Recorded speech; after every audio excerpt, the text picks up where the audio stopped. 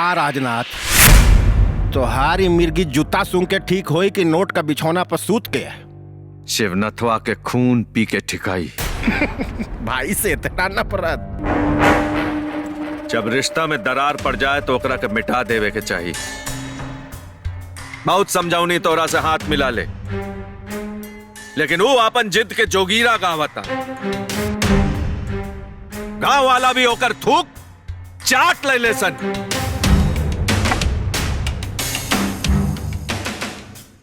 ओकर अंत हमरा तरक्की के शुरुआत बा ब्रह्मेश्वर पांडे। अंत मामूली आदमी के होला राजनाथ, संत फकीर के ना। संत फकीर तो अमृत के प्रदान हो जाला, और हम इस समय शिवनाथ के अमृत प्रदान करे के मूड में एकदम नहीं खी। जीत ओकरे होखेला जे परिस्थिति के अनुसार खेल खेले।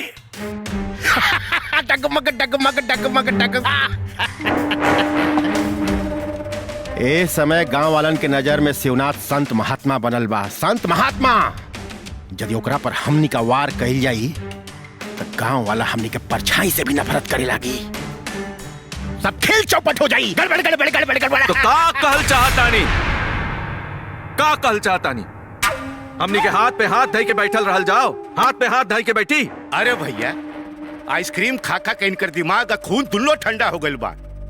संत कबीर राजनाथ भैया के ना, इनका के बने के चाहिए। सुना, तमीज से बात करा। तू दारू पी के का उखाड़ लेला? का उखाड़ लेला दारू पी के? अगर शिवनाथवा के मारे के बा तो ओकरा सच्चाई के मारा, ओकरा नेकी के मारा। ओकर मौत खुद ब खुद हो जाई। शिवनाथवा के मौत पक्का बा। ओकर सच्चाई, ओकर नेकी ओकरा के खुद ब खुद मौत के घाट उतार दे। वो कैसे? शिवनाथवा वीडियो के ईमानदारी के टैक्स देले बा, और हम ओकरा के खरीद लेले बानी। माला माल कर देले बानी ओकरा के।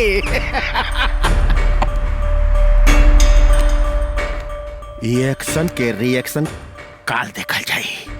काल देखल जाई एक्शन के रिएक्शन। गांव वालों, वीडियो साहब के बात ध्यान से सुनत जा। ई कागज पर तुही सब लोग अंगूठा लगोले बाड़ा?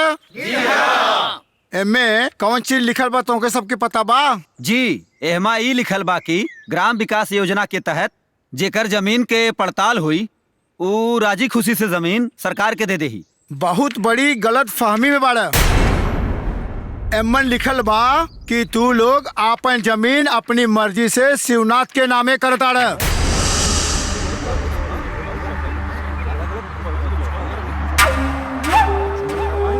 और यह जमीन पर जवन कुछ भी बनी ओकर मालिकाना हक सिर्फ शिवनाथ सिंह का रही, और आप लोग सिर्फ नौकर बन के रह जाइए। वीडियो जबान संभाल के बात कर।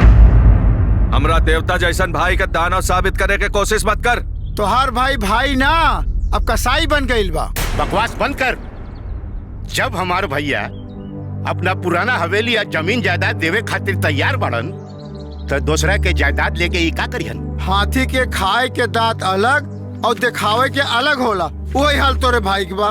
विश्वास नहीं खे तो ला पढ़ ले और इन्हीं लोगों के भी सुना दे।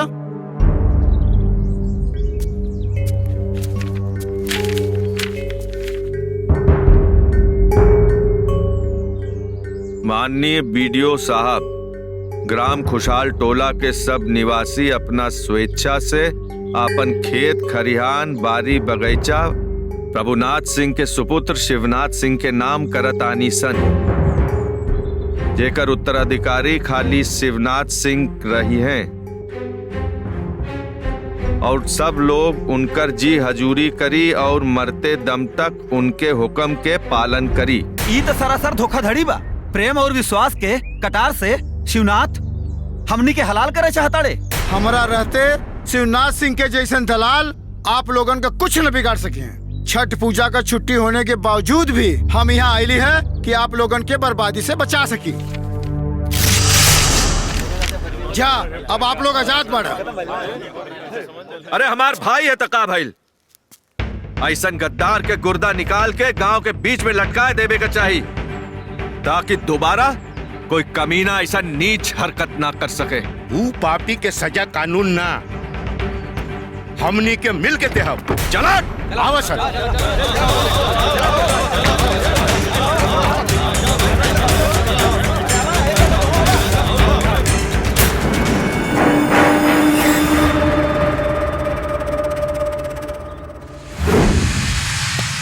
चलो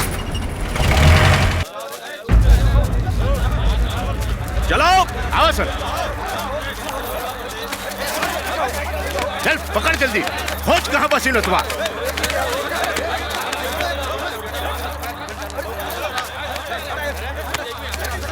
दे रे।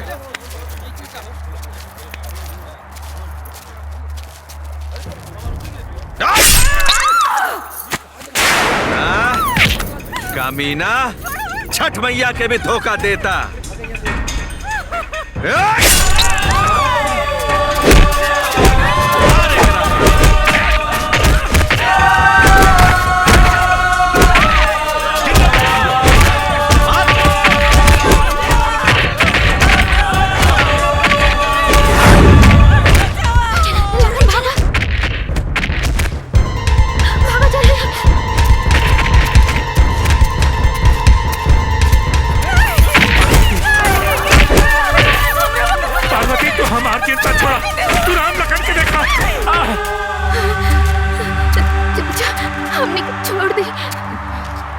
हमने के जाए दी मत मारी चाचा।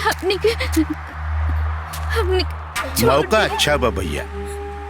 बाप के चिता पर जब दुल्लो बेटन के लाश जरी तब सारा जमीन जायदाद अपन हुई। नहीं चाचा।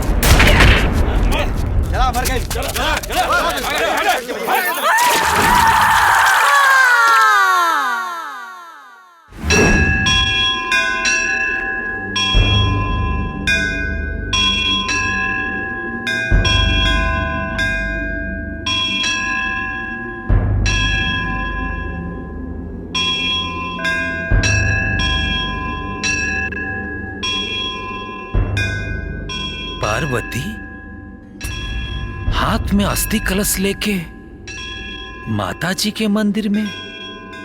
पार्वती अस्थि कलश तब शास्त्र के अनुसार बेटा विसर्जित करेला,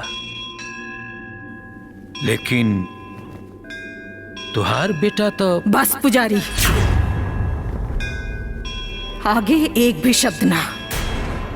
रउआ के जितना भरोसा अपना माता जी पर बा, ओसे कहीं ज्यादा विश्वास हमरा के अपना कोख पर बा।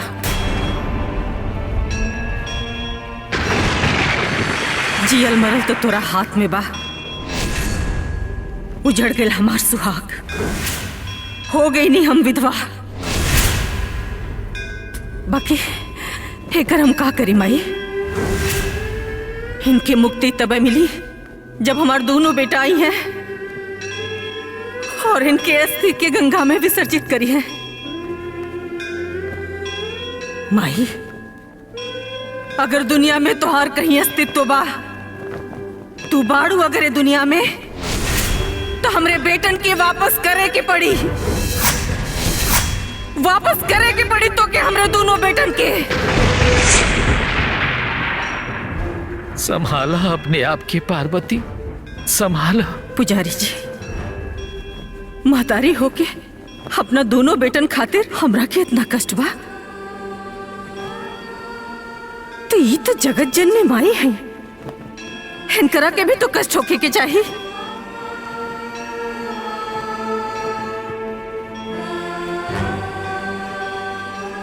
हमरा भक्ति के ऐसे ना ठुकरा सकेनी, ऐसे ना ठुकरा सकेनी हमरा भक्ति के। माई अपना शक्ति के संचार हमरा दोनों बेटन में ऐसन करता कि हमार दोनों बेटा अपना बाप के संगे भइल ना इंसाफी के बदला ले सके और अपना माई के दूध का कर्ज चुका सके। हाँ, अपना माई के दूध का कर्ज चुका सके।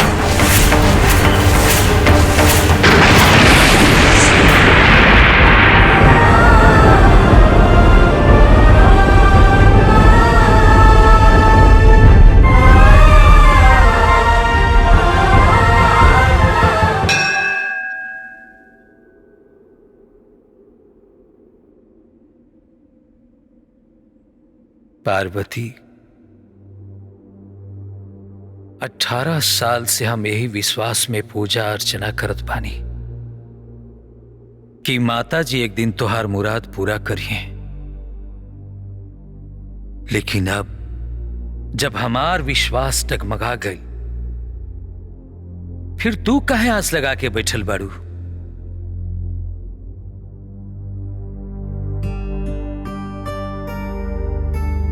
पुजारी के श्रद्धा और मातारी की आस्था में बहुत अंतर बा। राउर भरोसा टूट सकेला, बाकी हमार विश्वास अटूट बा। हमार बेटा ऐसा और ये वक्त जहां भी हुई है राजा की तरह राज करत हुई है।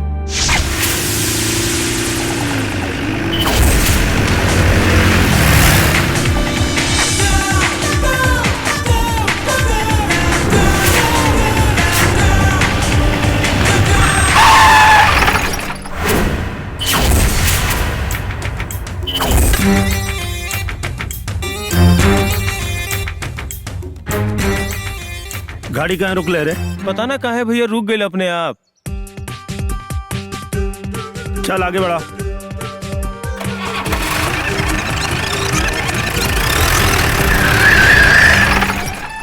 अरे पगला, आगे चले कहा था, नहीं तो पीछे कहाँ लेता रे? आगे भैया जाती नहीं, पीछे जाते।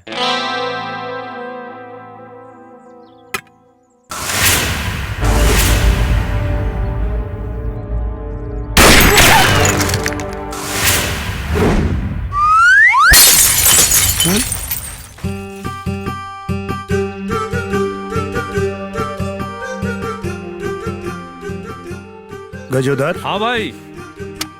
लागत है अब एकरा के समझावे के पड़ी। हाँ भाई। देता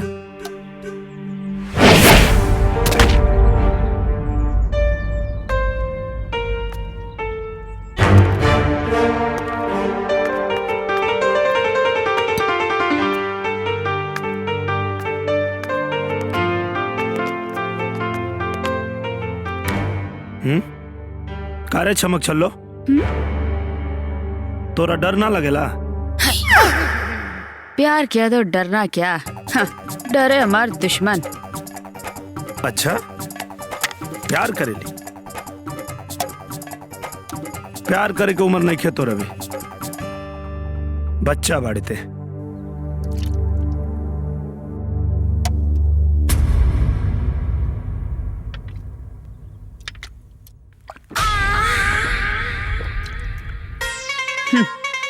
इका लड़किनियन माइल्ड पिया ताड़ा, स्ट्रॉन्ग पियल करा। ओ हीरो, मुंह तो बंद करा, ना तो मच्छर घुस जाई। हो गेल नो दिल गार्डन गार्डन, अब मिलल जाई गार्डन में।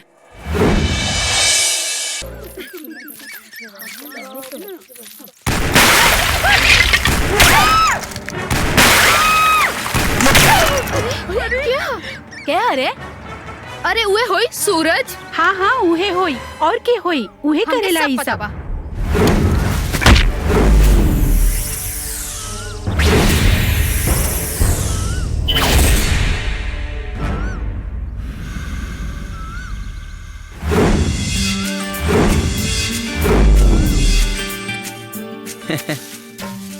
कहो इतना जानी भौजाई आ एगो देवर के चोट नहीं खुलो रोक पावत है। अरे चुप करा, तोहरा जैसन देवर ना चाहिए हमके। ए भौजी, अब आई भैया के बंदूक के पावर कहाँ देखले बाड़ू हो? एक बार भाई के हम उच दई है ना, तोर भैजियो भाग जाई। सुन ले लो, अब और हन देबू माई से। हाँ देव। हड़ा हटा भैया। तनी निकालते फूलन देवी के फूलल फूलल फुलौना वाला फोटो। ओके भैया। ले चल के गांव में साट दे, लइकन के हाथे हाथे बांट दे। हमार फोटो? तार जब नदिया में कुदू कुदू के सैंपल फेंक फेंक के नहात रहलू, अब पुरानका में रगड़ रगड़ के छोड़ावत रहलू, तो यही के मरो से खचाक दे खींच लेनी। एकदम मलिका से रावत मतिन सेक्सी फिगर लागत रहे। देवर जी ऐसा मत करब। ना ना जा जा जा, तू और दे दे बेरा। कान पकड़तानी। दे दे दे दे, जा जा, कोई दिक्कत नहीं के। हमेशा यही तरह से ब्लैकमेल करेला। हड़ा हड़ा जी भैया। ये करो पर पराता तहार। ए हड़ा ओ इनकर बिना ब्लाउज वाला फोटो निकलबे। निकाली। ना ना ना ना, फोटो मत दिखावा, हम लोग जाता नहीं, तोर माई से शिकायत ना करब। जबू तू रोका रोका रोका। ए हड़ा आई तनी सऊदी रे भौजी लगाना लगाई बेटा। ए लगाओ ठुमका। सब जन हिले बु तनी जवानी के झटका मारता।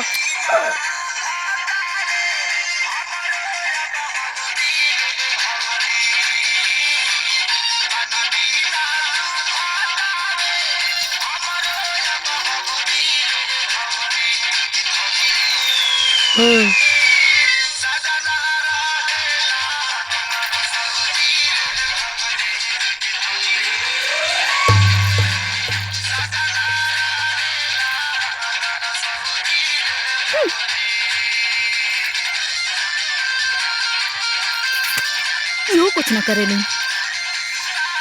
मजा ले बेटा भैया। मुआना कहीं का पार्टी लगना बेटा के बिगाड़ के रख दी बुझाता की ऐसा लेखा चिपकल बड़े रोकरा साथे। बताओ तो एकरा काहे मारा तारू? मारे के बताओ अपन बेटा के मारा। जब देखा हमनी के पीछे घूमत रहेला, ना हाथ फोटो खींच के गांव भर में लोगन के दिखावत रहेला, और रउआ एकरा के मारा तानी। न जाने कहां से ऐसन बेटा लेके आइल बानी।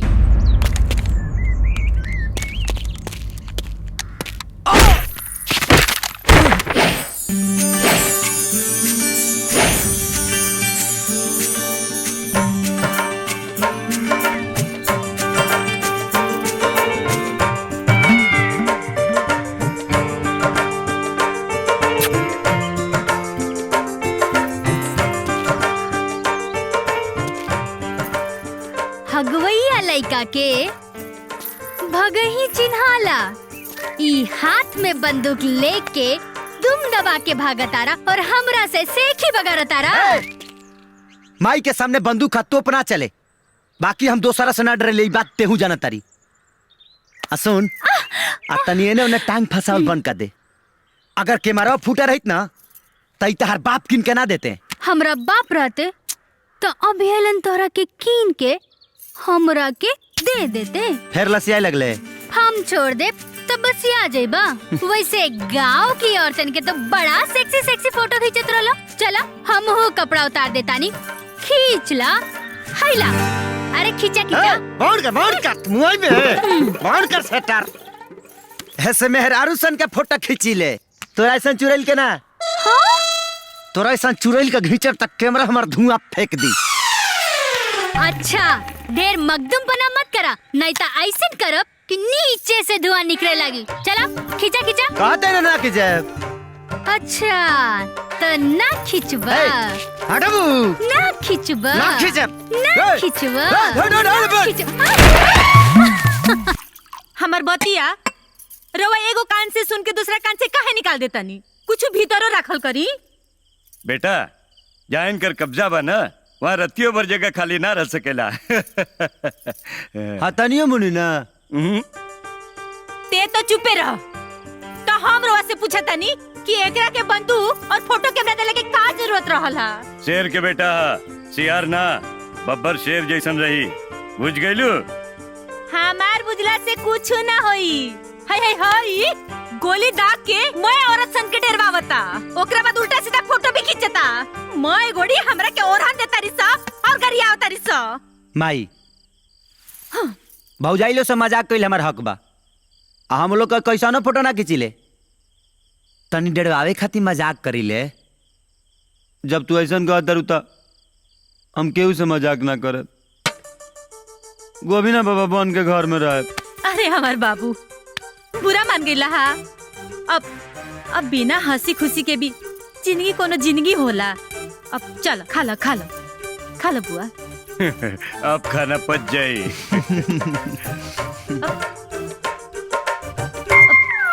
के समझा।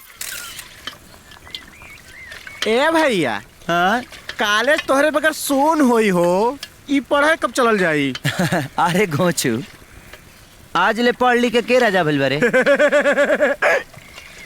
ए भैया, हाँ आपन कॉलेज के चपरसिया तोहरे घर से निकलत बा हो? अपना घर से? बुलाओ तो करे के, बुलाओ तो। ए हरिया, यहाँ जल्दी जा।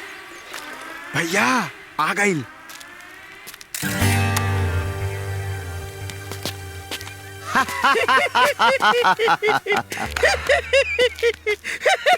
बहुत जान है इन पैरों में रे। लकवा के शिकायत हमारी है जीन। लकवा लपर लेके कहाँ से आ रहा है ठाकुर? तोरा घर से। हमरा घरे न डॉक्टर है और न वैद है, फिर ये वैद एंट्री कहाँ से रे ठाकुर? ही ना बता सके नी, बात में राजबा। चिरकुट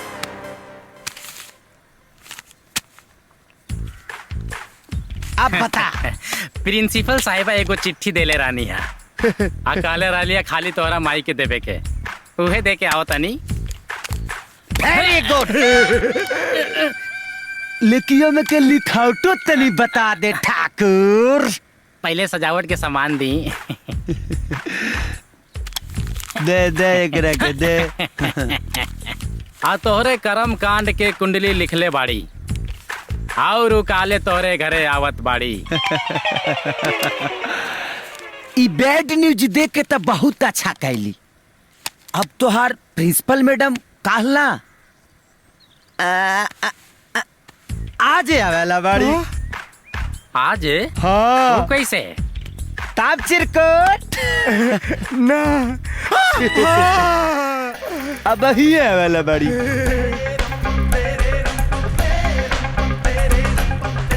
अच्छा, तब बच्चा लोग बहुत बढ़िया से स्वागत होई। हाँ,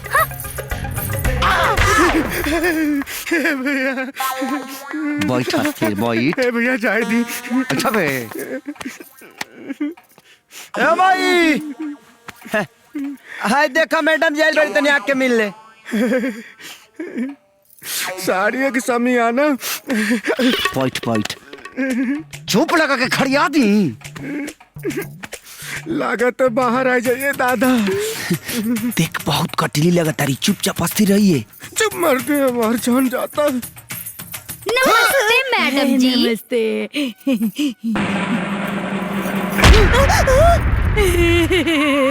का मैडम रोज तो काला उतरनी है।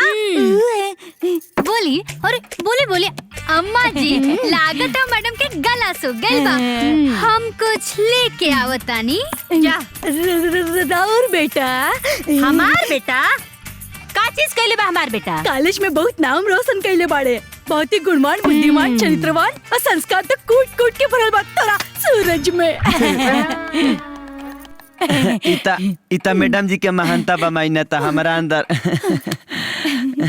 आई मैडम केहू के झूठा तारीफ ना करेली। अच्छा चलिए। हल्दी मैडम जी, हल्दी वाला दूध एके पीली त जुबान और जिगर जुड़ा जाई, बाद में बहुत फायदा करी। एकर कोनो जरूरत नहीं खे। ए दही में करही, मैडम जी के तक मत कर। चल जो निकल यहाँ से। अरे हाँ चल जाए। तनी पिक्चरवा के ट्रेलर तो देखे दा। चलो ना। अरे मैडम पीली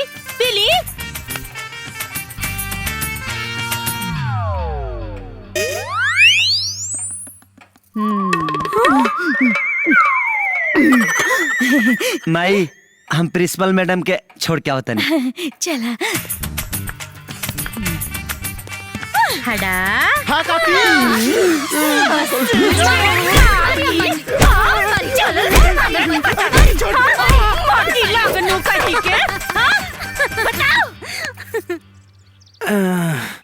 गजोदर। हाँ भाई। अबे यार कुछ भी और नटई झुरा था। ठीक है भाई। इली भाई ब्रांडेड माल। अबे यार इका लैकिन वाला पिया होता रे। स्ट्रांग पिया स्ट्रांग। इका लैकिनियन माइल्ड पिया तड़ा स्ट्रांग पियल करा।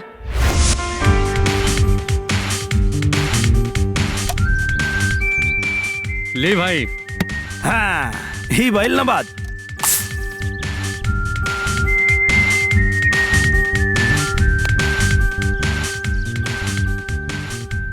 गजोदर। हाँ भाई। सोचता नहीं कि रहम कर दिया जाओ। रहम केकरा पे भाई? अरे हुए किरण पे। किरण? अरे तू तो रहम कर देबा लेकिन वो ना करी। शादी के बाद भाई तहरा के चूल्हा चौका बर्तन बाटी कुल करे के पड़ी। अबे पगला ऐसा वैसन मरद समझता रे का हमरा? क्या बात करता रे? एक बार बियाह हो जाए ना और जब डपट के बोल दे तब इलाज जैसा नेप के बैठ जाई।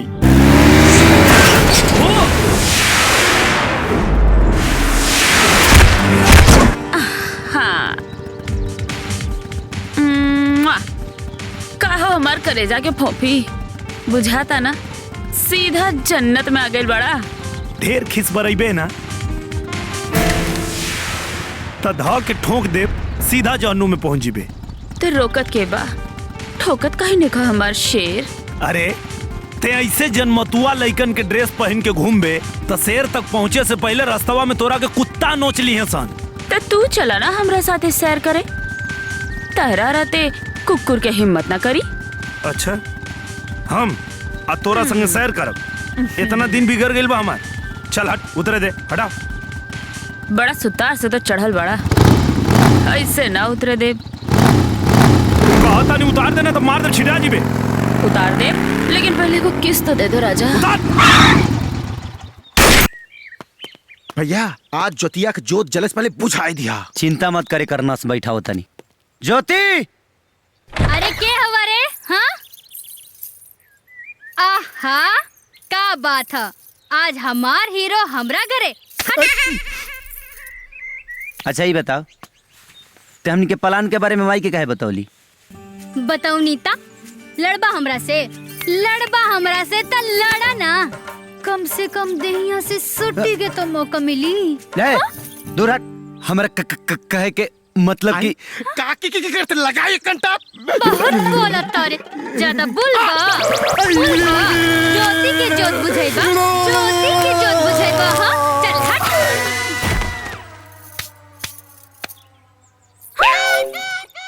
अरे यार फिर निकल गई हमार हीरो। देखा ना बेटा बा न मरद फिर काहे खातिर ये छठ पूजा करेली? अरे जानत नहीं को ई पागल हो गेल बिया। चला चला।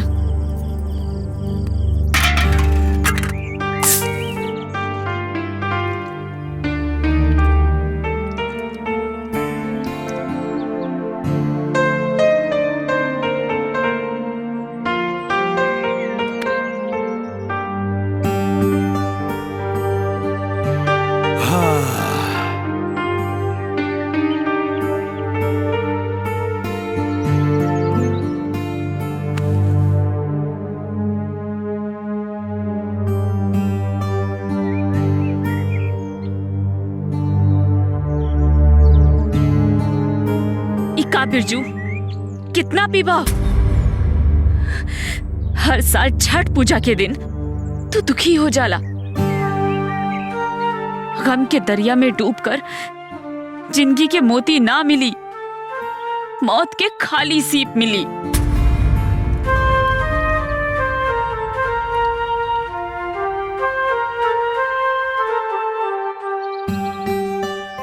तो ऐसा जिंदगी जियला से फायदा कौन बा जौना के न कोनो मकसद बा ना कोनो मंजिल बा। हमार जिंदगी बस एगो पहेली बन के रह गई बा।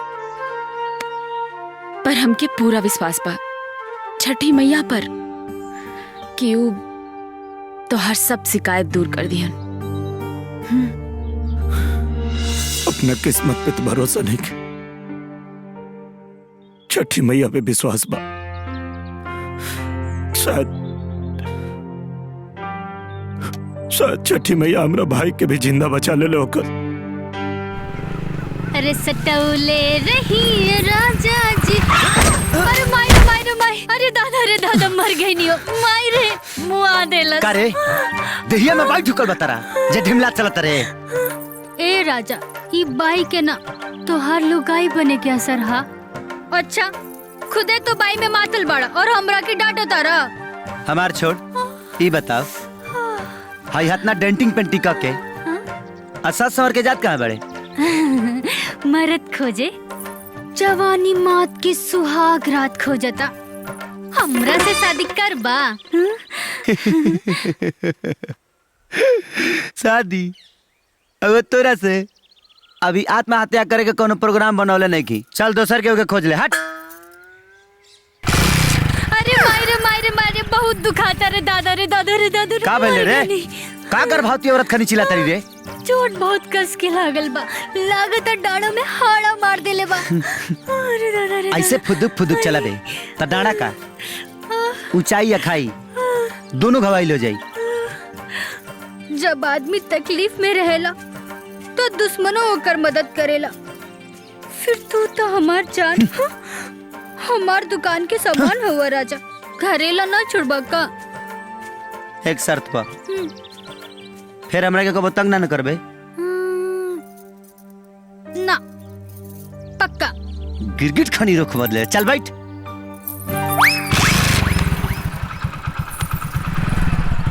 दाम के मुआई बे। ले प्रणाम प्रभु। प्रणाम प्रणाम प्रणाम। बैठा बिरजू इस चुनाव गिद्धिनियन कपार पर मटराता और हम नहीं चाहत कि कोनो ऐसा ईटा पत्थर पैदा होके जैसे हमरा मंत्री बने का सपना शीशा नियन चकनाचूर हो जाए।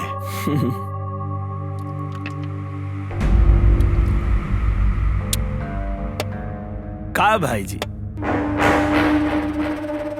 बिरजू के देख के तो हवा भी अपन रुख बदल देला। फिर ईंट पत्थर के का औकात क्यों तोरा घर की तरफ अपन रुख करे?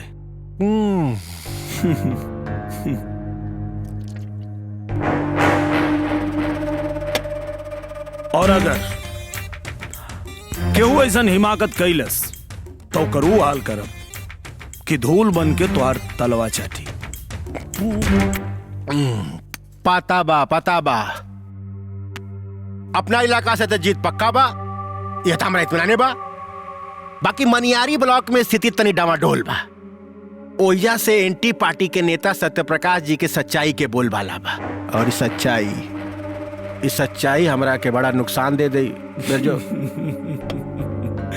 कहा भाई जी जौना देश में भूख के मारे गरीब के चांद भी रोटी नजर आवेला वहां सच्चाई से केकर पेट भरी? जब रोटी बोटी शराब और शबाब पानी की तरह बटाई ना तो सत्य प्रकाश के सच्चाई दम तोड़ दी। अरे भाई जौन करे के बात तौन कर, लेकिन ई जीत के मोर हमरा कपार पर बांध। चल चुनाव हवा से जीतल जाला और हम अच्छी तरह जाने नहीं कि हवा कैसे बनावल जाला। और वैसे भी बिरजू के मौजूदगी ही जीत के गारंटी होखेला।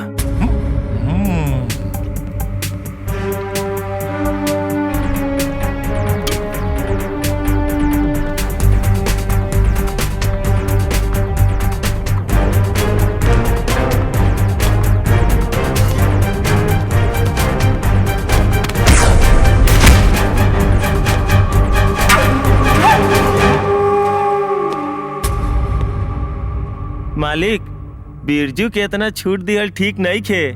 उ ससुरा अपने आगे केहू के बुझबे नहीं खे करत।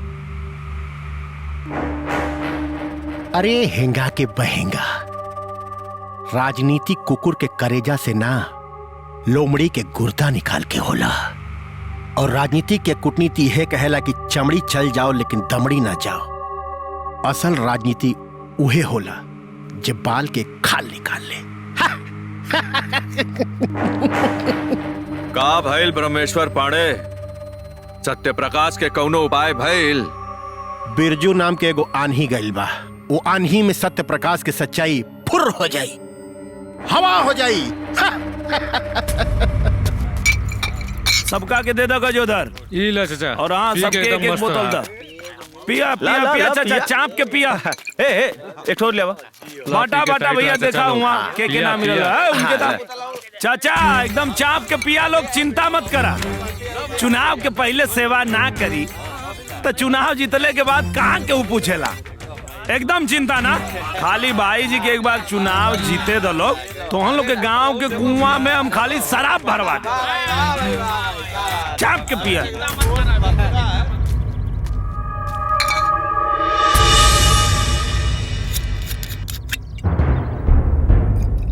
कारे लोग के यहाँ पिए के पानी नहीं खे,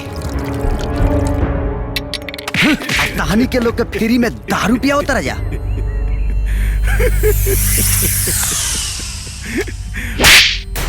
खारे आदमी देख के सामान बांटा सो है? बच्चा बा ओकरा के दारू देवे तू तो गुस्सा ना करी है? चिरकुट ना लेला ना दारू से, जाके उन्हें मकावा, 2-4 रोट मिली है गजोदर। हाँ भाई, दूध पियाओ भाई के। ठीक बा भाई।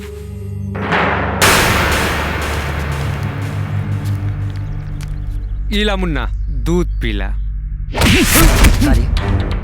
दूध पी पी के हमारा आत इतना मजबूत हो गई बा कि धनी जैसन कुत्तन के छाती फाड़ के खून पी सकतनी। अरे तेरी तो डरो हंसा था। देखा हंसा था भाई, इतना चाप के डायलॉग बोला था धर्मेंद्र लेखा। कमीने कुत्ता, मैं तेरा खून पी जाऊंगा।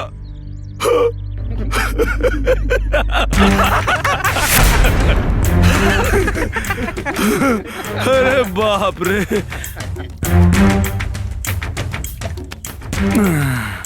गजोदर। हाँ भाई।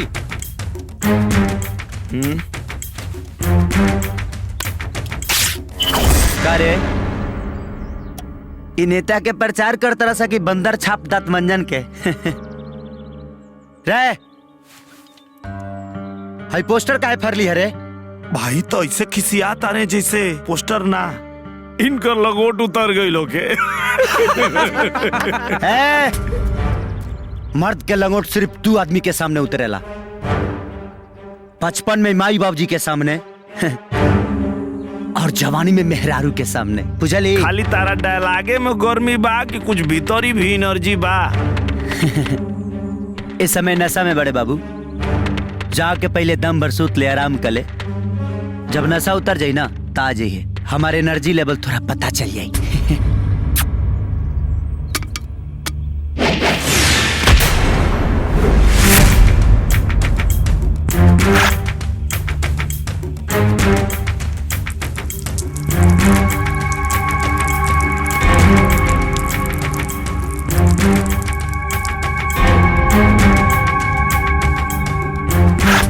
बियर सुतला से ना, खाली मुतले से उतर जाला। उतर गई, अब देखावता एनर्जी।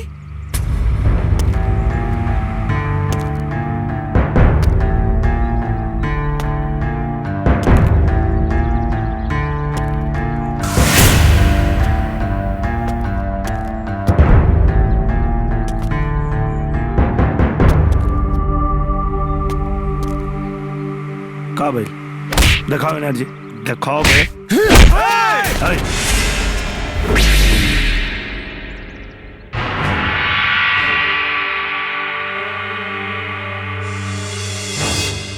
लागत है कोनो शेरनी के दूध पियले बाड़ा।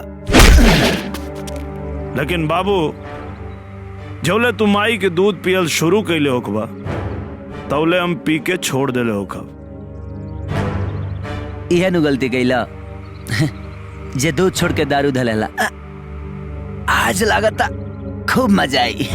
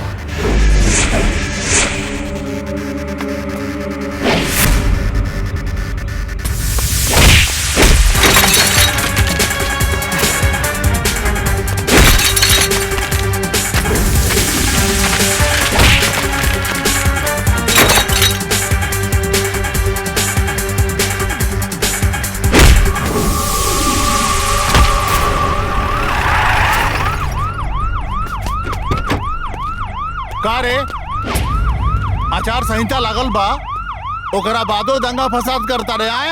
जय राम जी की दरोगा जी। जय राम जी के। चल चल बहुत हो गई, चल अपना अपना घरे चल चल। हाँ ठीक बा ठीक बा ठीक बा, चलो लोग।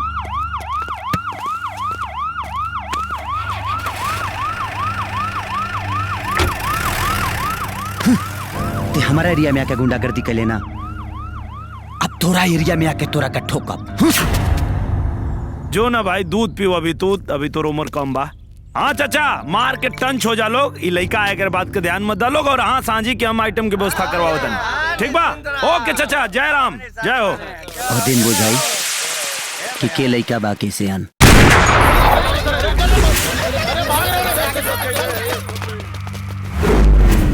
का रे तो फिर आगे ले।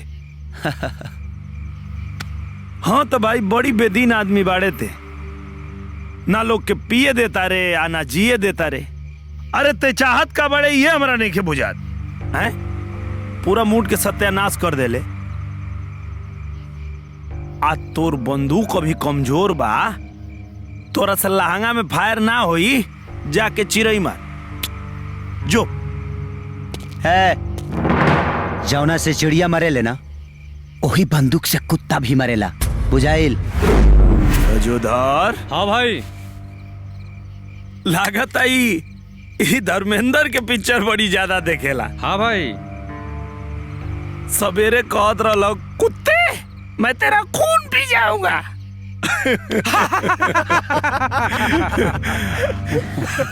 अब कहता कि चिड़ई भी मारेला कुत्ता भी मारेला।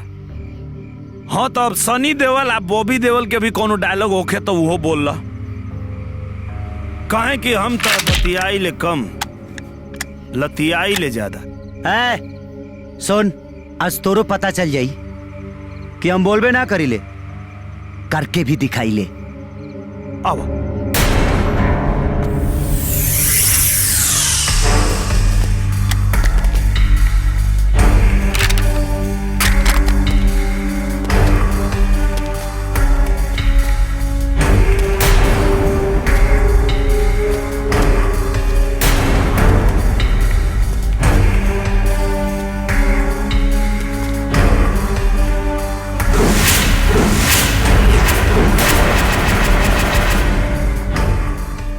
का भाई जोश ठंडा हो गई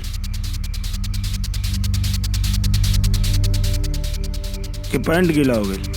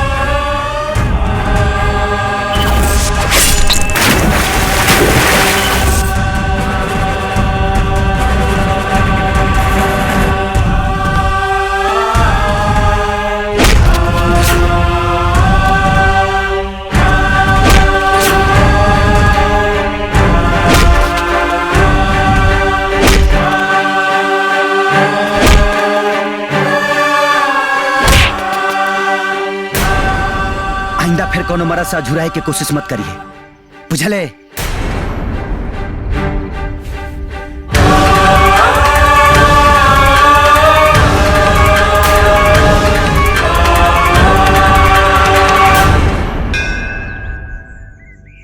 हैला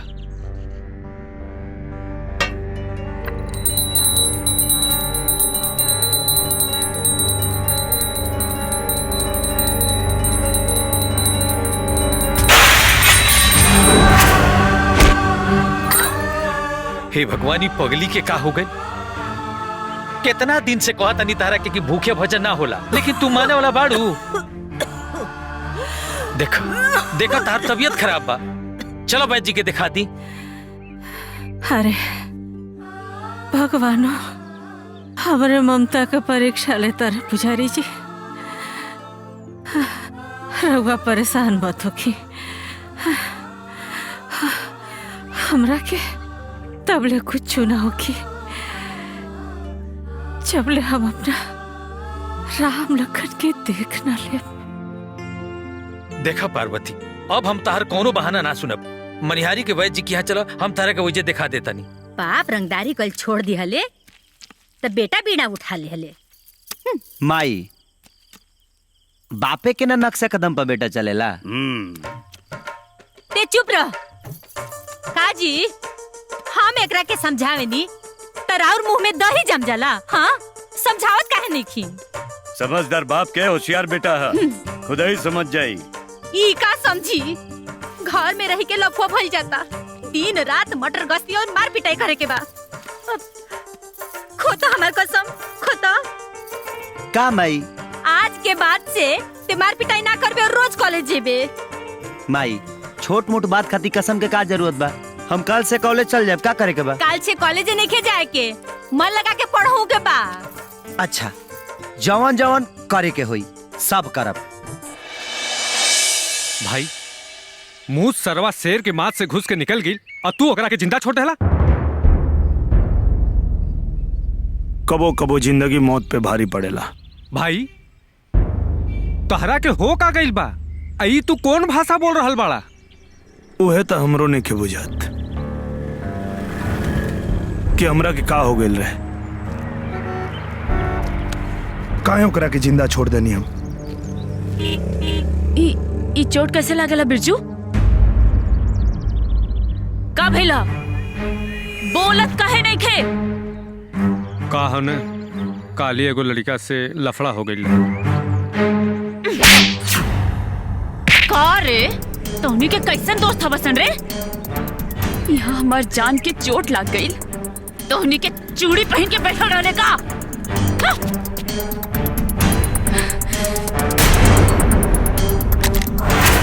बतावा नाम पता, अब ये ओकरा के ठोक क्या बतानी। अरे नौटंकी बंद कर अपना हमदर्दी की दुकान।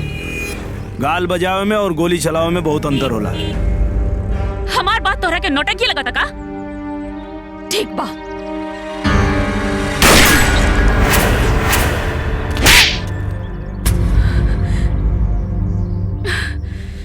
अरे पागल, ई का पागलपन बा? पागल हो गइल बाड़ते? हाँ पागल बानी हम तहरा प्यार में। तहरा खातिर हम अपन जान दे भी सकेनी और केहू के जान ले भी सकेनी। फिर कबो हमरा प्यार के मजाक मत बनाइया, नहीं तो अगली बेर गोली सीना पे मारब।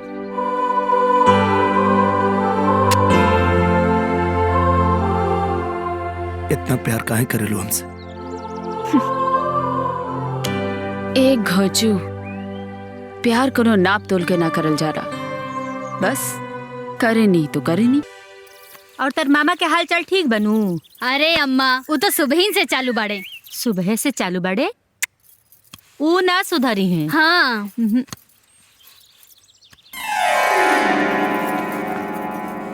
अम्मा ई केकर फोटो है? ई हमार सूरज के बचपन के फोटो है। सूरज? तनी देखी था। सूरज ई सूरज का माई आई बनारी खनी दांत काहे चिरती है? गांव जवार में पता चलल बा। अरे चड्डी पहर के फूल खिलल बा। तका ढेर दांत चिरबो ना मारे जे मुंह दोना देख खरदो ना हो जाए। चल दे फोटो ना। हाँ। माई तू बचपन के फोटो अभी ले संभाल के रख ले बड़ू, आहे बनरी के सामने दिखा देलू। हाँ? अरे बेटा लोग तो धन दौलत के संभाल के रखेला, बाकी हमरा खातिर ता तारी बचपन के ही याद सोना चांदी से बढ़ के बा। सुना लुबुर लुबुर जीभ निकलबू ना त जीभिए कतार दे। अच्छा तो बताई का? अरे जो न रे का एकरा जरी लागल बड़े, कॉलेज जाए में तोरा लेट होता। माई ऐसे भी अपना घर से ज्यादा यहाँ रह ले। हाँ? यहाँ तिलवा पढ़े ले। तो का भइल? हाँ ऐसे भी तार कॉलेज खत्म हो जाई नू तो एकरा एजे रहे के बा। हाँ तो ये रही, हम ना रहब। पागल। ज्योति हाय सूरज के फोटो हो दोबारा पर अच्छा लगी ना? बहुत बढ़िया लगी अम्मा। चलो टांग दिया जाओ।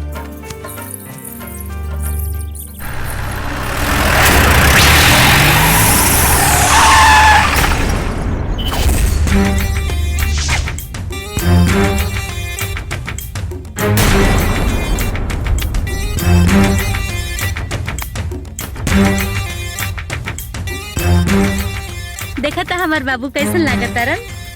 बहुत अच्छा लगा था, लेकिन पर को फूल के माला चढ़ जाए तो देखे में और अच्छा लगे। ए, तू क्या हवा हो? काल काल? और काल के कोनो नाम ना होला। काल? हाथ जो यहाँ से चुपचाप, नहीं तो तुर काल के ना चुहाने पे रख के दाल लेखा गला दे।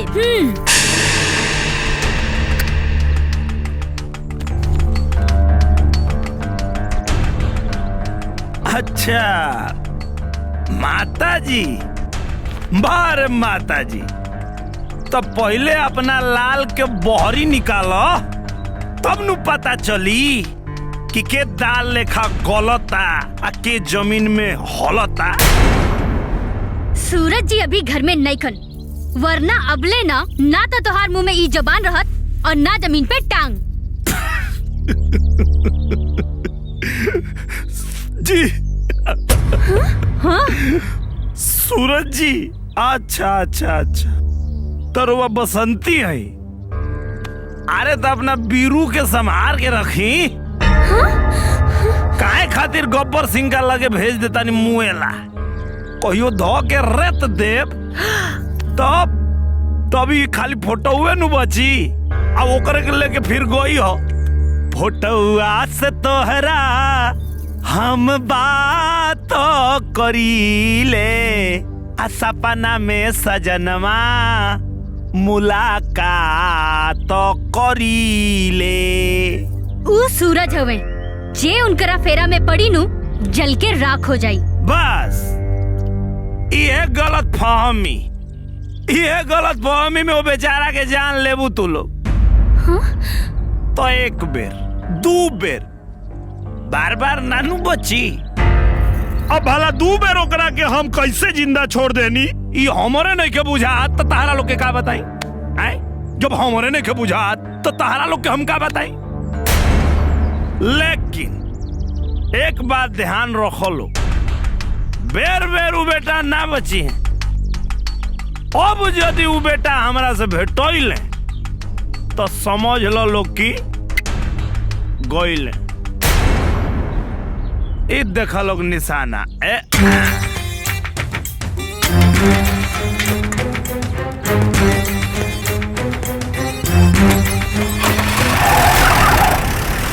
वह जी कहले है कि दूधू खोराक रोज खई हो आ कबो नागा मत करी हो। तार तबीयत बहुत खराब हो गई बा, दवाई लेके रखो आ ध्यान रखी हो कबो नागा ना होके के चाहिए। आधर बड़ा लोकत नहीं है का हो पुजारी, पूजा पाठ छोड़ के समाज सेवा करे लगले। 4 दिन से बुखार से करते ही जरत रहला। अब बैद जिसे ना देखी तो बेचारी मर जाती। तब मर जाए देते, हम कहते ही नहीं के बुझाती जियत काहे बिया। हतार के खा गइल, बेटन के चबा गइल, एकरा तो चुल्लू भर पानी में डूब मरे के चाहिए। अरे तोरा तो मरे खातिर चुल्लू भर पानी भी नसीब ना होखी रे। रे बुढ़िया, तो के बताई का कि के का नसीब होई?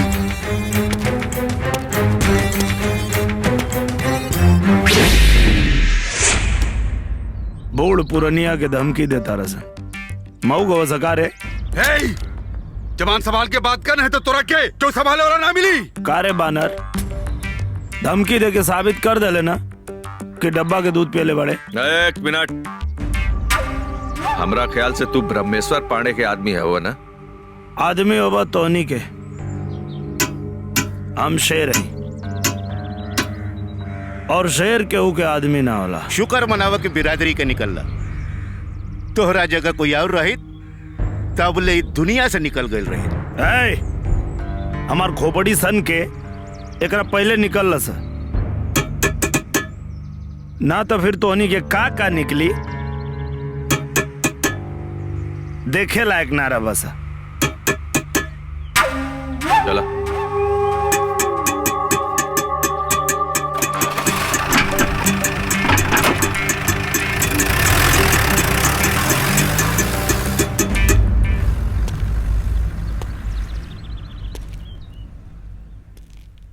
कहाँ रहे लू माई? आवा लोग, हम छोड़ देता नहीं। चला आवा। बस बस बेटा, आगे ये घर है इनकर। अच्छा पार्वती, चल तनी बेटा। ठीक बा।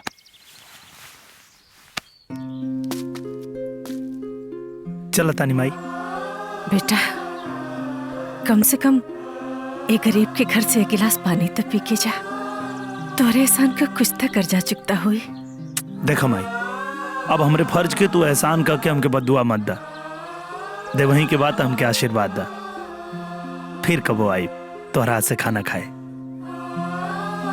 कोनो बात नहीं बेटा, हमार बेटा होता तब ना हक जती थी। कोनो बात नहीं, खुश रहा, खुश रहा।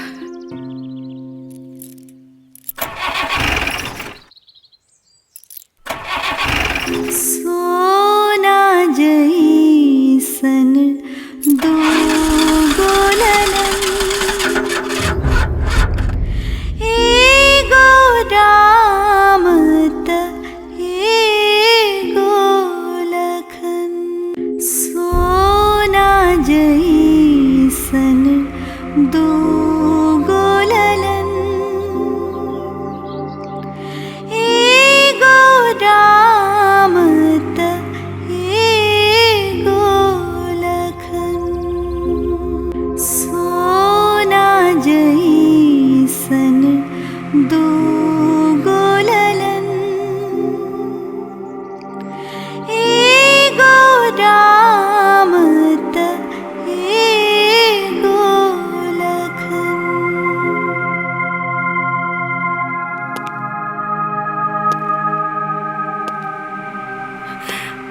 बेटा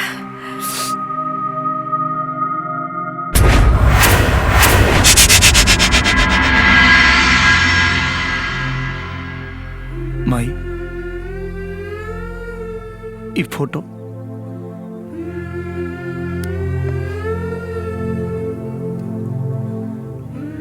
बेटा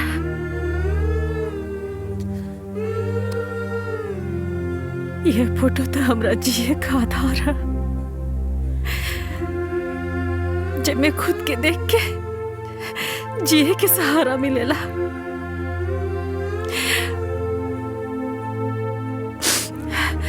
बेटा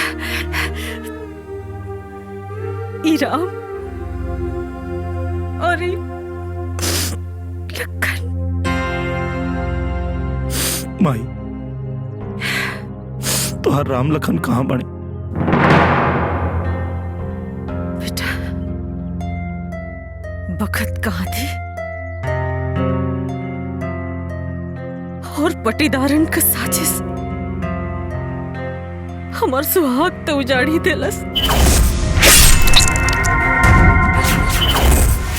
हमरा दोनों बेटन के हमरा से जुदा कर देलस।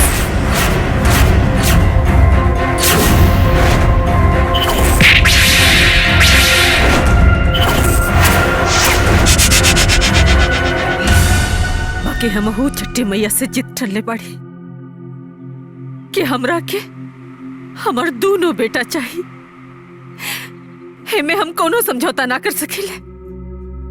हमरा के हमार राम लखन दोनों चाहिए, दोनों चाहिए। और अगर ऐसा ना भइल तो हम समझब कि या तो छठी मैया की महिमा में कोनो कमी बा या तो हमरा दूध की तासीर में। ना माई, ना छठी मैया के महिमा में कोनो कमी बा, ना तोरा दूध के तासीर कमजोर बा। तोर दूध के कर्ज उतारे खातिर तो राम लखन नहीं है। हाँ माई,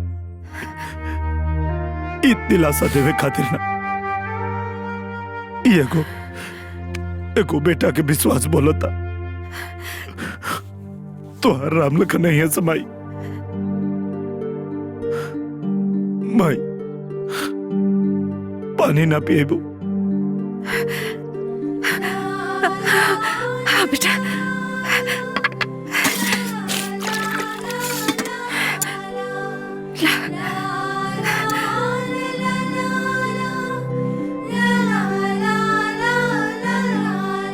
बेटा तू कह रहा तू?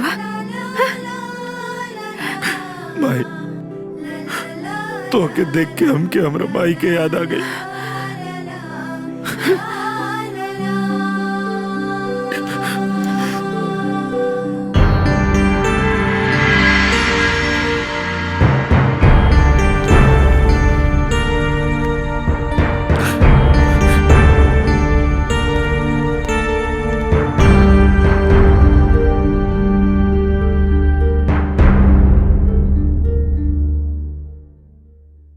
भाई जी, अब हम आपके काम ना कर पाए।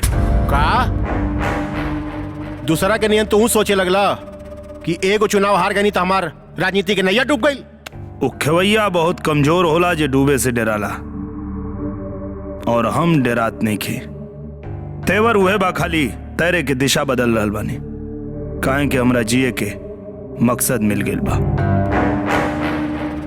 दारू और दौलत ये दूगो चीज न तोहरा जिए का मकसद बा। ई तो हम तोहरा के देते बानी, फिर दिक्कत का बा? दिक्कत नहीं खे, खुशी बा।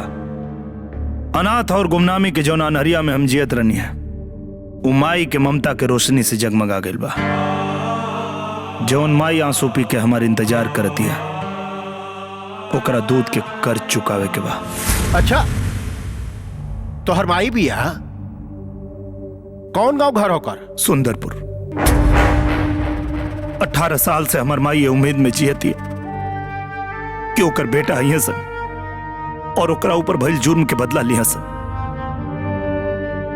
बहुत अत्याचार भइल बा हमरा माई के ऊपर। तोरा बाबूजी का नाम का है? स्वर्गीय शिवनाथ सिंह।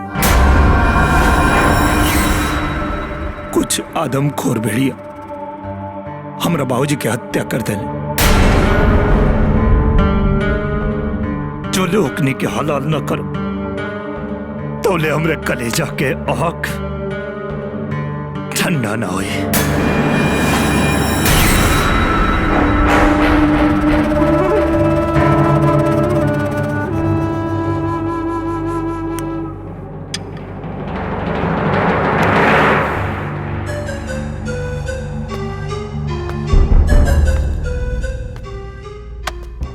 हमारा आशीर्वाद बा तोहरा साथे।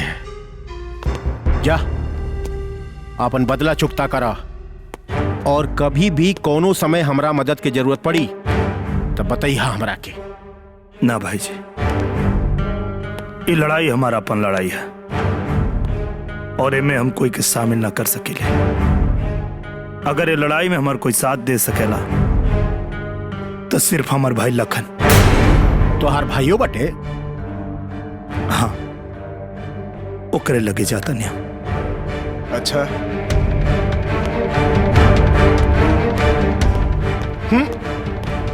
राजनाथ के दिन खराब आ गई बा, आगाह करे के पड़ी उनका के।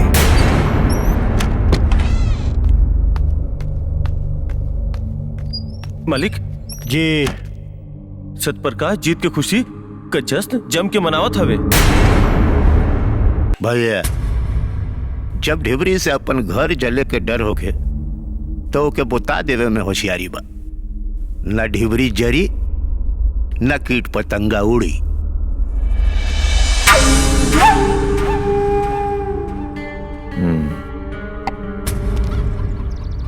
लखन,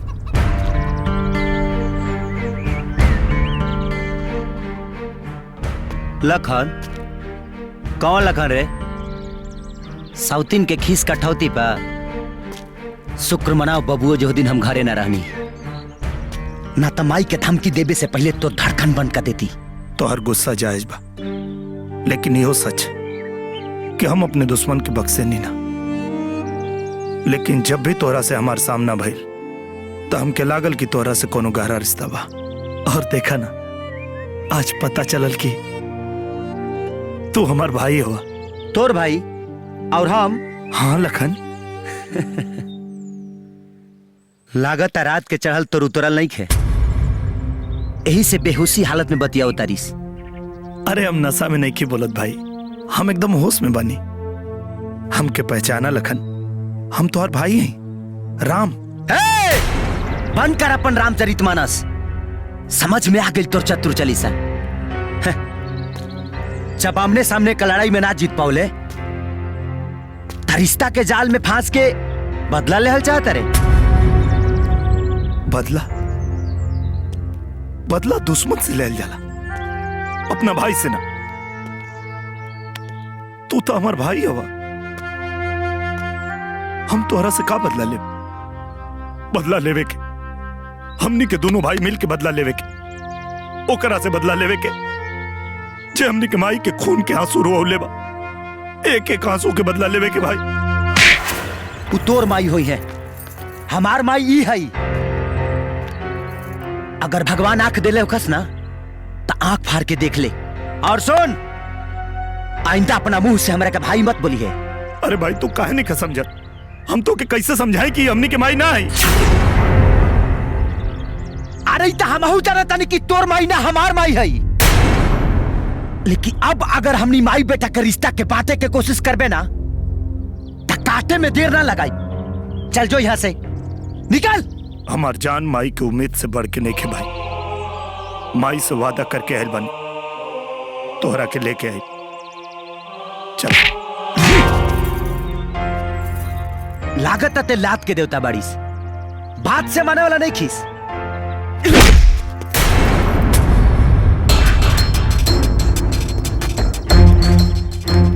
भाई काहे नहीं का भरोसा करत हमरा बात के? ते का ब्रह्मा भी कहिए तो ना मानव कि ते हमर भाई है।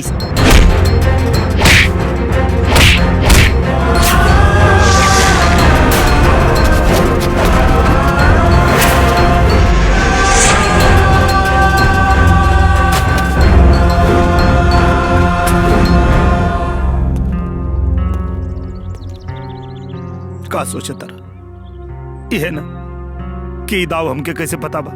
अरे हमनी के बचपन में बाबूजी सिखैले रहे। ई देख, हमनी दोनों के छाती पे जख्म के निशान। ई चिल्ला चिल्ला के कहता कि हमनी के भाई हसन भाई।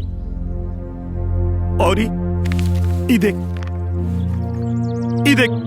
हमनी के बचपन के फोटो। और ये हमनी के भाऊजी, ये हमनी के माहिर है। पहचान ना भाई, का तो की दिक्कत का बा? काहे ने किस पहचानत भाई? और अगर तू लखन ना आवे तो तोर फोटो यहाँ कैसे बा? बोल। अरे दादा कितना सातिर दिमाग बहकर बेवकूफ बनाए के पूरा प्लानिंग करके आइल भाई।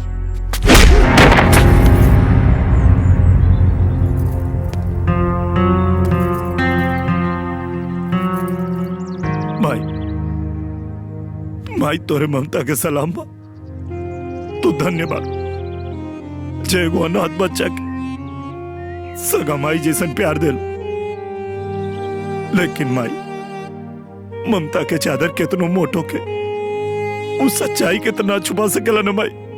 बता दे के सच्चाई, हटा दे आंख से पर्दा, ताकि वो बतारी के देख सके जौन बतारी के जन्म देले बा। और एकरा के देखे खातिर ओकर आंख पथरा गइल बा। बता दे ना भाई, बता दे ना। अरे ऐसे ना मानी, रुक थोड़ा कबे बताओ तनी।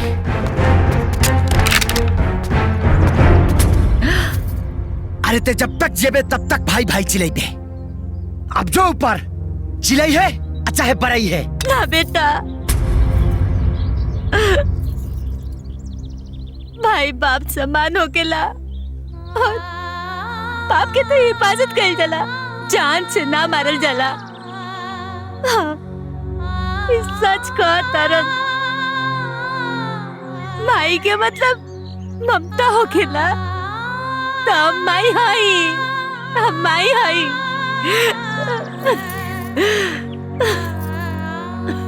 बाकी ये बात भी सच बा बेटा कि हम तारा के जन्म नहीं खे देले।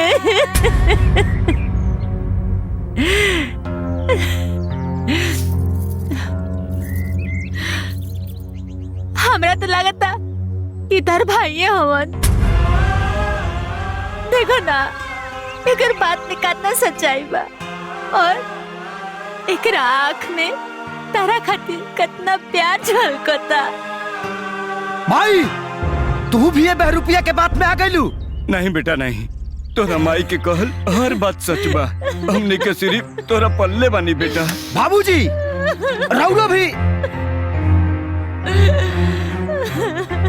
आप बहुत महान बानी बाबूजी।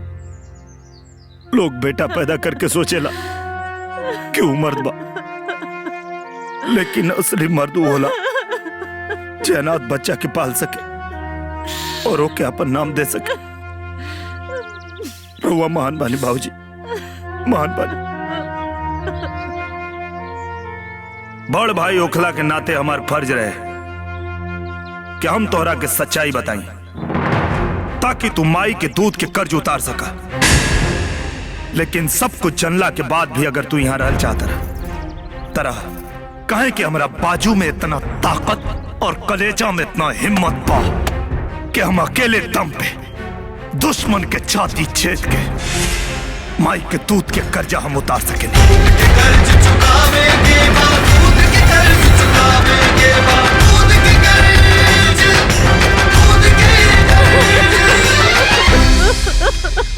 अरे गांव वालों, देखा था हुआ ई कुलक्षणी के ई वह औरत हवा जेकर मर्द अपना जाल साजी से गांव के जमीन जायदाद हड़पल चाहत रहे।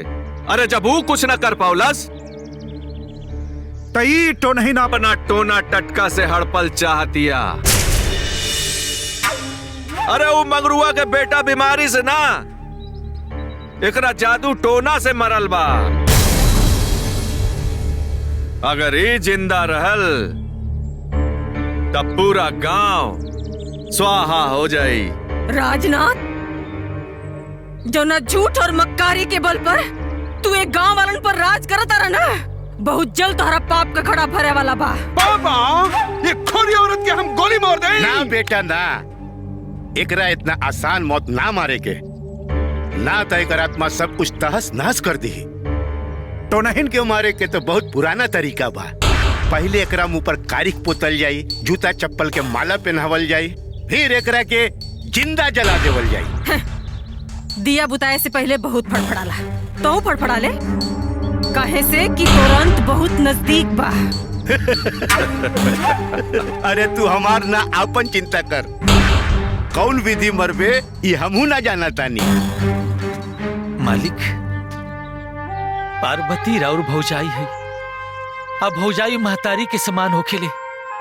पार्वती के अपमानित मत करी मालिक। पंडित, गांव के भलाई से बढ़कर हमरा भाई भौजाई कुछ नहीं खे। जो जाके मंदिर में घंटा बजा।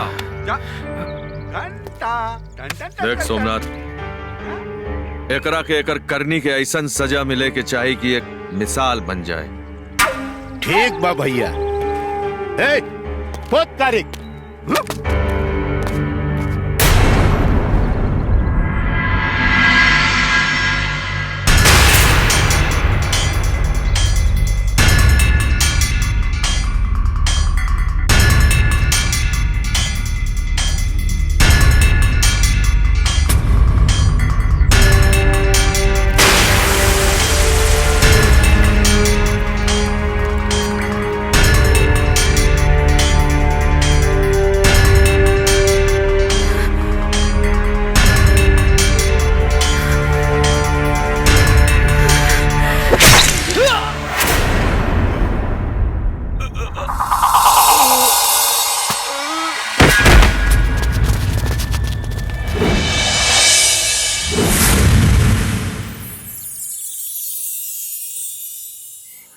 ममता दुलार माई हो,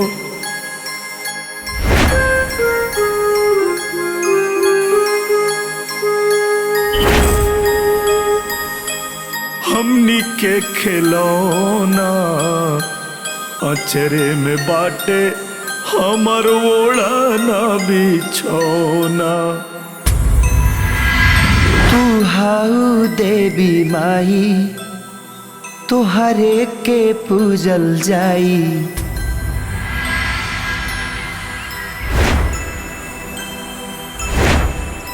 माँ जन्म जन्म ला बन के रहल जाई परछाई। अरे देखत का बड़ा सन रे, मार दुल्लो के। तोरा हमारी राम हमारा राम बेटा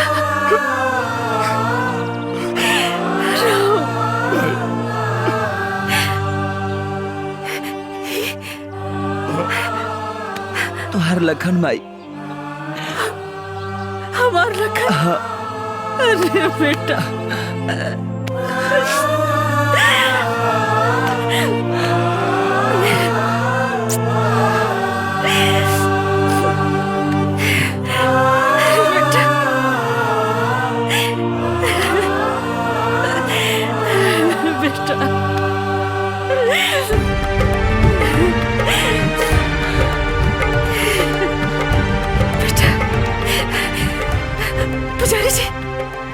हम रउआ से कहले रही ना कि एक दिन हमारा राम लखन जरूर रही है, हमारे दोनों बेटा।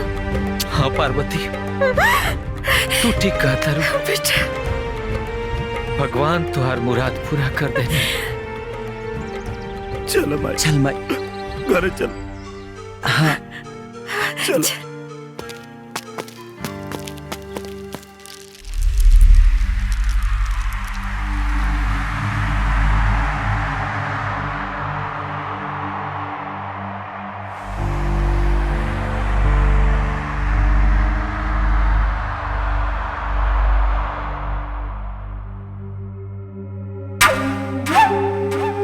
न जाने काहे अमोद इन सोमनाथ का छोड़ के चला ही नहीं। न तो आज ही मातम हमरा घर में ना वो बुढ़िया पर्वतिया के घर में छाइल रहत। मालिक जाय दी, होने के टाल सकता। राम नाम सत्य बा। राजनाथ, जौन भइल तौन भइल। सोमनाथ अब लौट के निखा आवे वाला। अपना यही लेकर के देखा और यही के साथ आगे की जिंदगी गुजारे का सोचा। हराम खोर, तोर चाचा मरल बा और तू डींग डांग करता रे। डोंट वरी पापा, टेंशन लेवे के ना टेंशन देवे के चाहिए। हम राम लखन के छोटा छोटा टुकड़ा करके तोरा के दारू के साथ चखना में खियाई। चुप पापा। उल्लू के पट्टा, कुछ दिन ला दारू और लौंडिया बाजी से तौबा कर अंडरग्राउंड हो जा।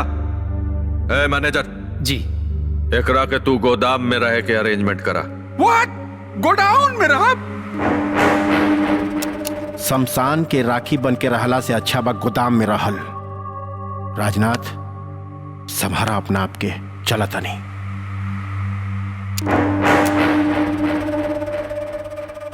लेकिन पापा, चाचा के अस्थि विसर्जन करे जाए के बा। अस्थि विसर्जन तबे होई जब पर्वतिया के दोनों बेटा के खत्म कर दे, वरना अपना बाप के औलाद ना। तोरा से जितना कहता ही उतना कर।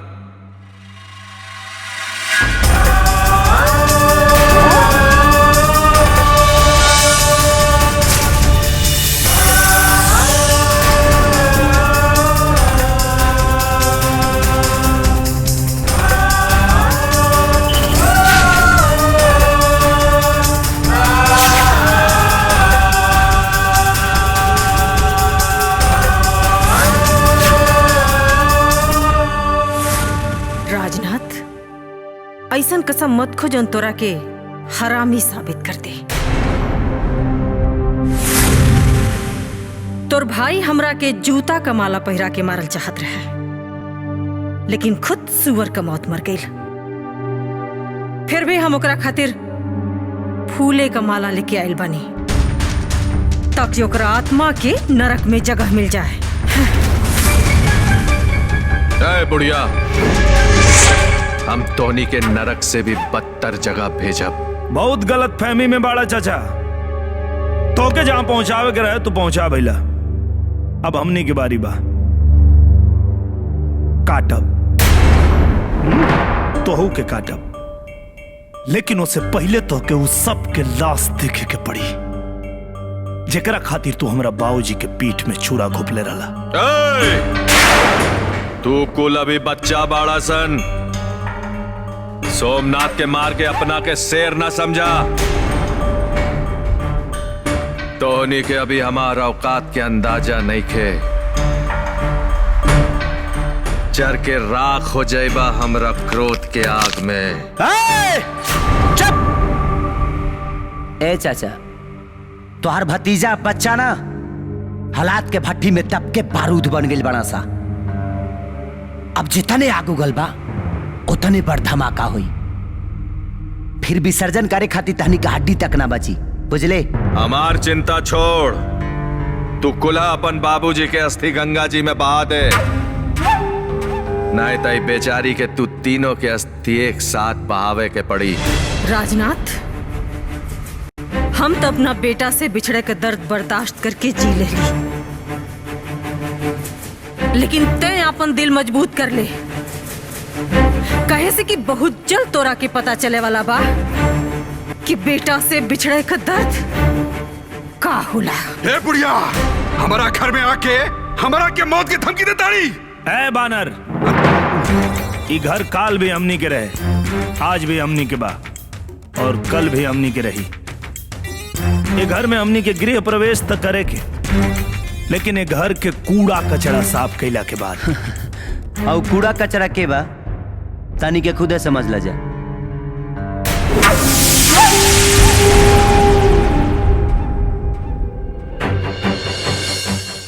राजनाथ, लक्षण साफ लौकता। मौत जब मूड़ी पर मडराला तो कुकुर पागल हो जाला। ढेर फड़फड़ो मत, बारी बारी हुई सब कुछ स्वाहा।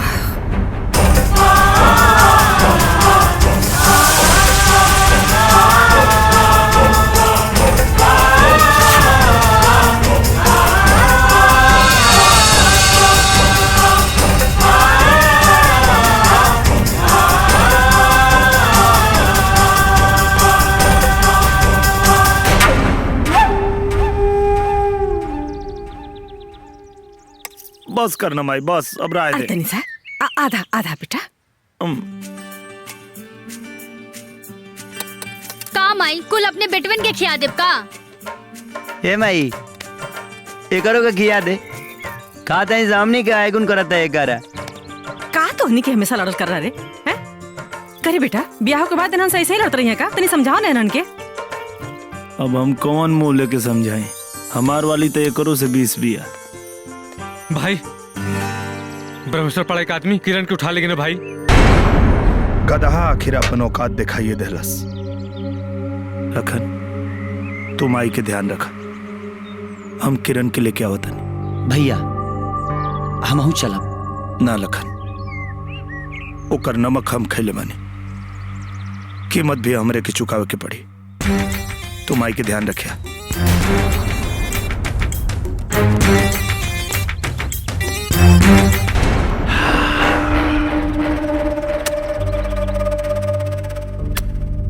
बिरजुआ के भी पसंद के दांत देवे के पड़ी।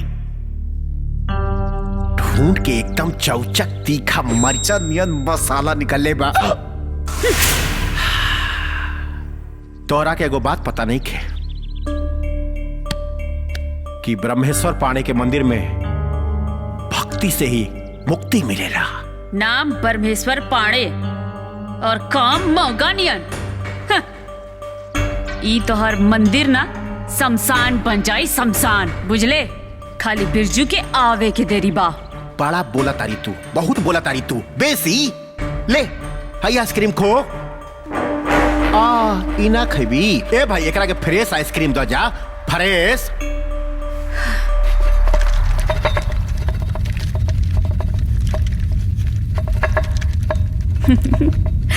अरे का होता रे? मालिक लगता भूकंप आ गइल बा। कहां भूकंप आइल बा? कोनो बिस्कुटिया रेंगत होई देख।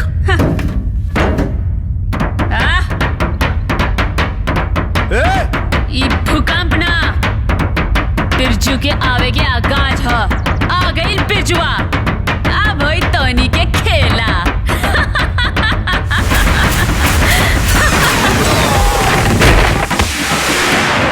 ई का हो गइल रे? आ गई बिरजू और तोहनी सबके मौत। अरे मुंह का देखा तेरा सा, जा सा मारा सा करा के।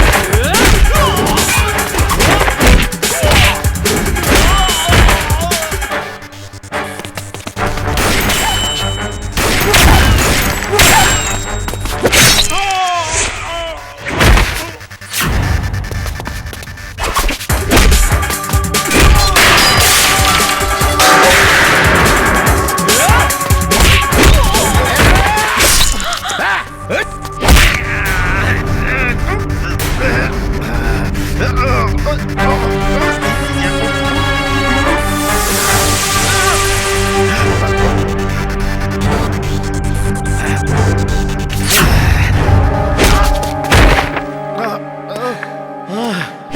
जी, जौन नमक हमरे खून में तोहार रहे वो निकल गई।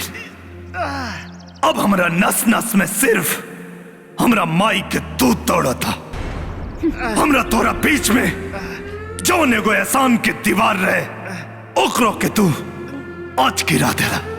अब एगो एहसान हम तोहरा पे करता नहीं तो के जीवन दान दे के, लेकिन याद रखिया दोबारा अगर हमसे तोहार सामना भइल तो समझ लिया कि तोहार मौत आइल बा। मौत।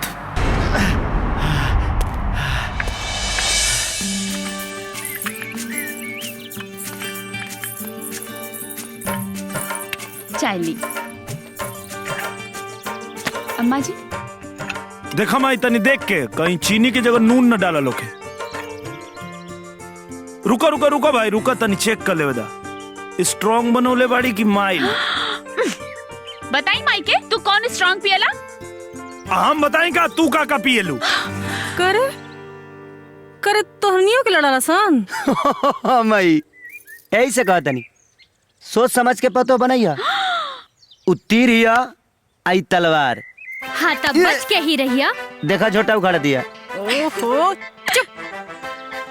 जैसन भी बानी हमरा के हमार दोनों पतो पसंद बानी। बात कर। कारे मैनेजर इतना बड़ा हवेली हमरा के काटे दौड़ता। अरे कुछ नाच गाना का व्यवस्था करा, बढ़िया नाच गाना का, समझना? अरे क्या घूरे ताड़े हैं? जल्दी कर, हम इंतजार करता नहीं। तोहार तो ढंग से इंतजाम करम।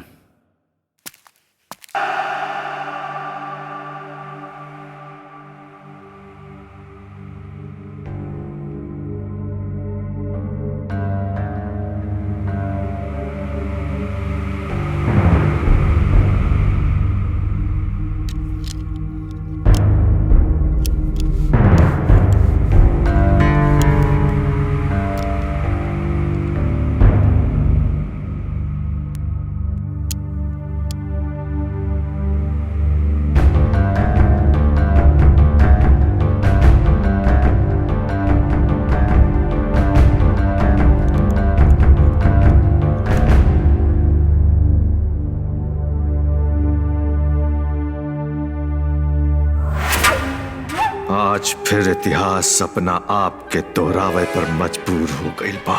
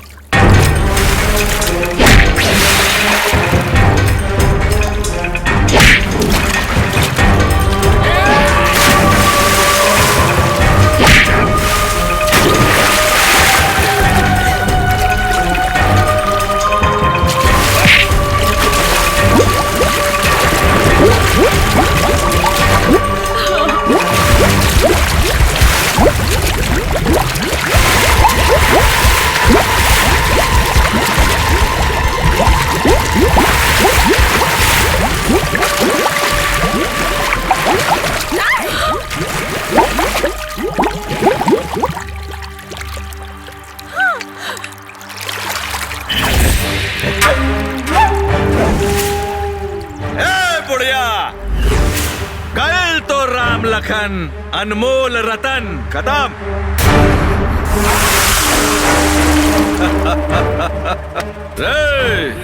एकनी का पानी में इतना अंदर फेंक कि दोबारा वापस ना पाए।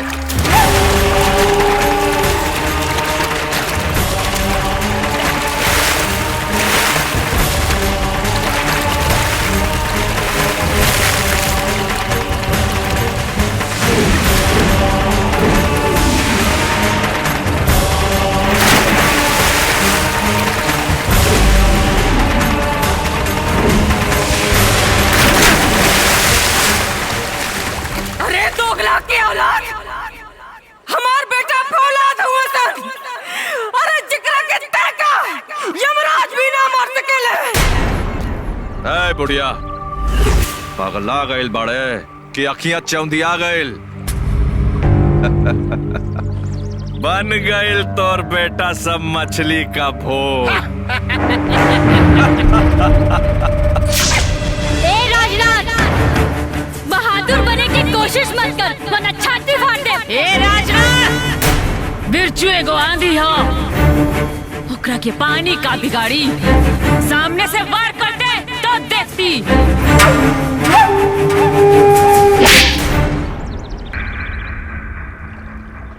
का रे बहुत आग उगलता रे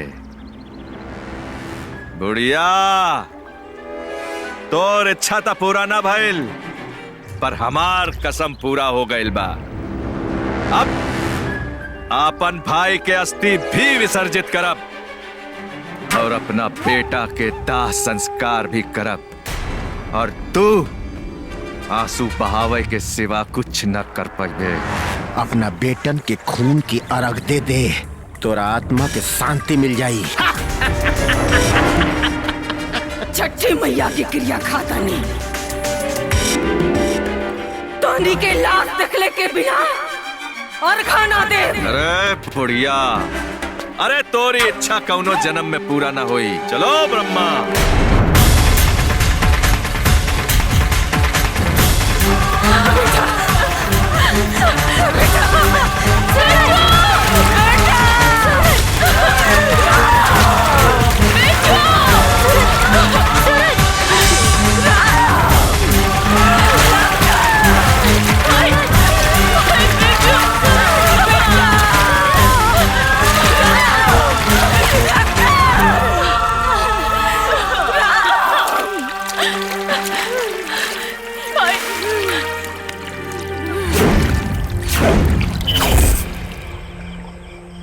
याद रखिया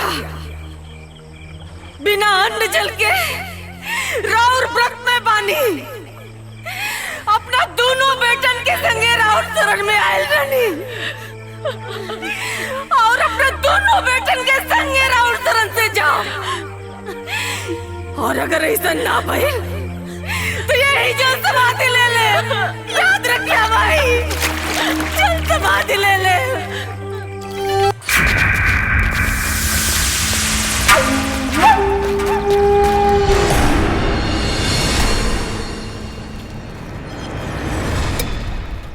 ओए बुढ़िया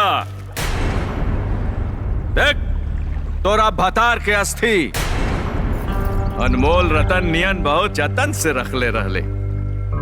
चला हराम खोरी सही जीवनाथ हमार चचेरा भाई रहे। तोहार बेटा सब तब मरिया ही गईले सन। अब तू ज्यादा देर के मेहमान ना बाड़ू। यही लिए हम सोचनी तुहारा के सामने अस्थि विसर्जित करके भैया के आत्मा के मुक्त कर दी।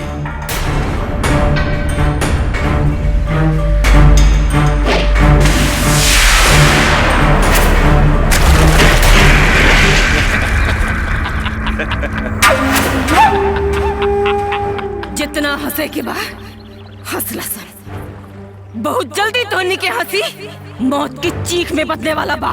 तू कुली मरबी सन हमनी के ना रे सुअर तोहनी के हम ना ऊ लोग मरिए जिनका हाथ की लकीर में तोहनी के मौत के तकदीर लिखल बा। तोहनी जैसन रावण के मारे खातिर राम और लखन नहीं है।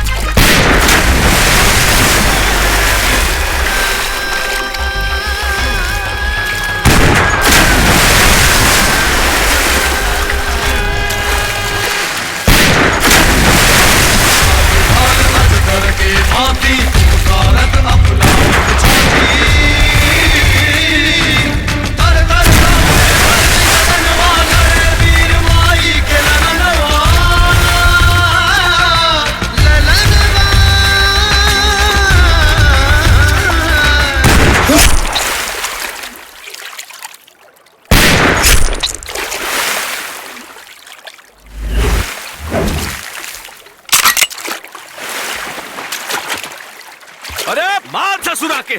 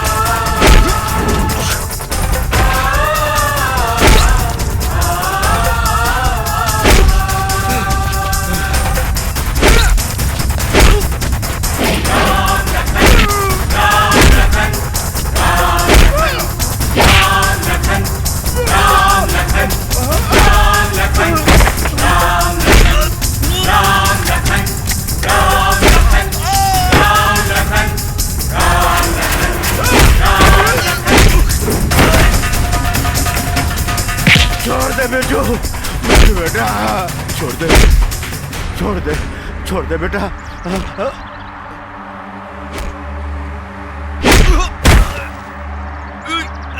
बाबूजी बाबूजी बाबूजी हमने का माफ कर दे बाबूजी। कल रहना तो के हाँ? कि अगर हमार तो आमना सामना भाई तो वो दिन तो सामना मौत से हुई, मौत से। भाई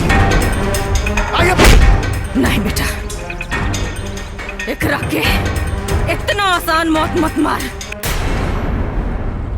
ना तो तोरा बाबूजी के संगे इंसाफ ना होगी।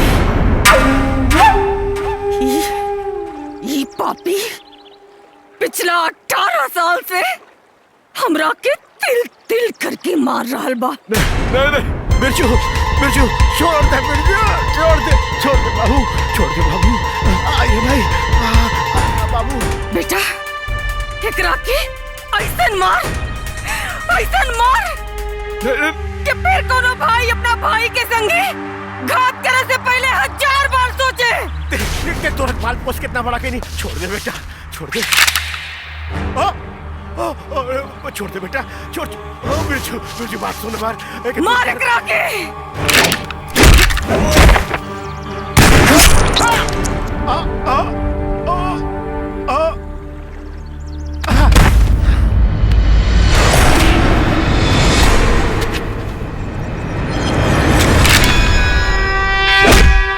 मिल गए भाई से भाई, छाती ठोकी के कहली माई, जिया जिया लाल हो बनी जा तू काल विकराल हो। कहेली सूखल धरती काशी के खून पियादा, हम बिरहिन भइल बनी तू लाल रंग रंगवादा। गर्दन काट गिरावे के बाद, गर्दन काट गिरावे के बाद, खून के नदी बहावे के बाद,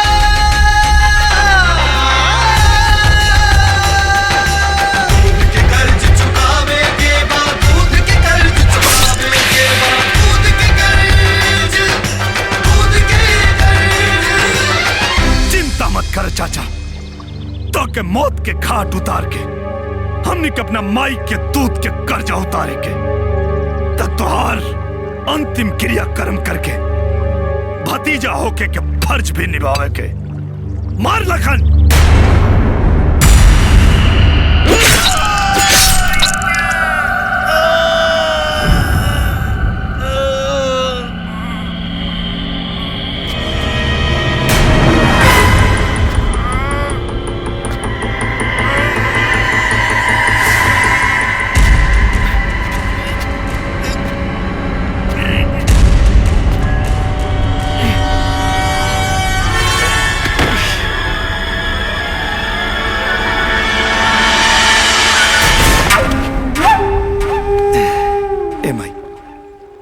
अब करो तारो बेटा के साथ साथ तब तो के पतो भी मिल गई सा। चल अब छठ मैया की पूजा करे के। चला माई। चल।